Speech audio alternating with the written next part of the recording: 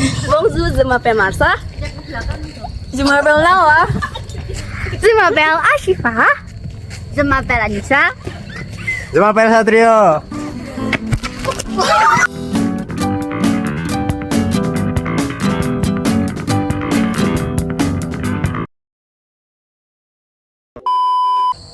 Bonjour, je m'appelle Marsa. Je m'appelle Nala. Je m'appelle Anissa. Je m'appelle Satrio. Je m'appelle Ashifa. Je m'appelle Niji. And we are French fries. Kerjasama ekonomi internasional itu hubungan antar negara di bidang ekonomi. Kerjasama ini dibangun atas dasar kepentingan untuk meningkatkan kesejahteraan ekonomi, pertumbuhan ekonomi, dan peningkatan struktur kegiatan ekonomi nasional. Berarti sama aja dong kayak perdagangan internasional. Beda dong, kalau kerjasama ekonomi internasional itu cakupannya lebih luas. Jadi kerjasama internasional itu punya beberapa manfaat. Yang pertama, meningkatkan kerjasama ekonomi, perdagangan, dan investasi antar negara. Yang kedua, meningkatkan perdagangan barang dan jasa. Yang ketiga, menciptakan sistem perdagangan yang transparan.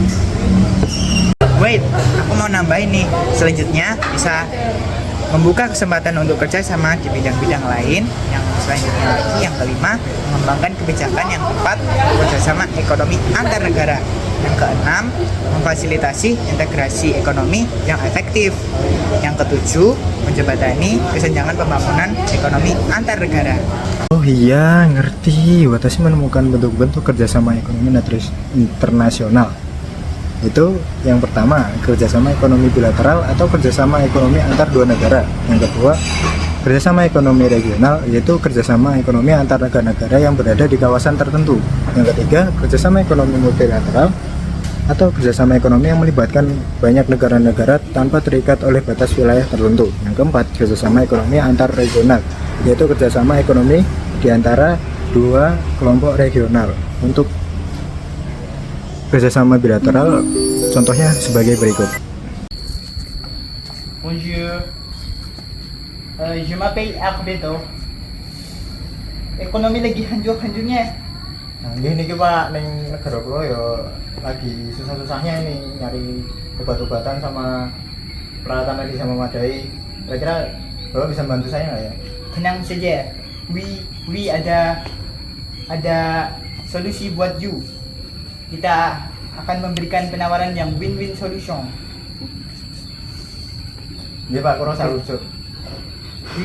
Deal.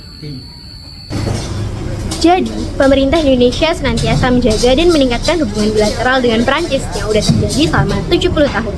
Investasi dari pengusaha Prancis telah masuk ke bisnis Indonesia, terlebih sejak kunjungan Presiden Prancis ke Indonesia pada tanggal 29 Maret 2017. Nah, kunjungan itu dihasilkan kesepakatan bilateral dalam bidang maritim dan perikanan, ekonomi kreatif, dan pembangunan perkotaan berkelanjutan. Kami percaya Indonesia dan Prancis perlu menguatkan kerjasama ekonomi untuk menghadapi tantangan yang disebabkan pandemi COVID-19. Antara lain dengan selalu menjaga dialog, termasuk menjaga aliran barang, khususnya makanan, obat-obatan, dan peralatan medis. Ungkap Menko dalam bimbingan Indonesia Infrastruktur Investment Forum 2020. Terus, Menko Erlangga juga mengapresiasi bantuan infrastruktur kesehatan dalam pandemi COVID-19 yang terjadi atas kerjasama antara Agence Française de Développement atau AFD dan PT Sarana Multi Infrastruktur atau SMI. Terus dari segi investasi, Badan Koordinasi Penanaman Modal mencatat realisasi investasi Prancis di Indonesia mencapai 16,89 juta US dollar untuk 255 proyek pada tahun 2019. Ini naik signifikan dibandingkan periode tahun 2018 yang senilai 13,10 juta US dollar untuk 186 proyek. Kalau kata Menko Erlangga, pemerintah Indonesia selalu berkomitmen mengutamakan kesehatan publik dan menghidupkan kembali perekonomian. Jadi, pemerintah menyadari pentingnya kerjasama dengan berbagai pihak dari dalam dan akan senantiasa menerapkan tata kelola pemerintah yang baik, mengurangi birokrasi yang tidak efisien, serta menghilangkan aturan yang tumpang tindih. Jadi kesimpulannya, Indonesia dan Prancis menjalin hubungan ekonomi selama 70 tahun. Investasi Prancis mencakup berbagai sektor di Indonesia. Kesepakatan bilateral termasuk bidang maritim, ekonomi kreatif, dan pembangunan perkotaan. Prancis adalah pasar utama ekspor Indonesia di Eropa. Investasi mencapai 754 juta US dollar pada kuartal pertama 2020. Kerjasama penting dalam menghadapi pandemi COVID-19 termasuk aliran barang dan infrastruktur kesehatan.